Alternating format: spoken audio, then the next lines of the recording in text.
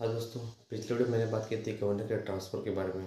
आप सोच रहे हो कि गवर्नर का ट्रांसफ़र होना गलत कहाँ है? जबकि गवर्नर का ट्रांसफ़र होना गलत, मैं भी नहीं मानता गलत है, लेकिन रियलिटी में गवर्नर एक कॉन्स्टिट्यूशनल पोस्ट है, मतलब संवैधानिक पद है। ये प्रशासनिक पद नहीं, जैसे आईएएस अधिकारी है, डीएम, कलेक्टर जिनका ट्रांसफ़र होता है। कभी प्रेसिडेंट भी, राष्ट्रपति का कभी ट्रांसफ़र थोड़ी होता है, या फिर अपने सीएम का भी ट्रांसफ़र होता है क्या? वैसे ही ये गवर्नर भी एक कॉन्स्टिट्यूशनल पोस्ट है।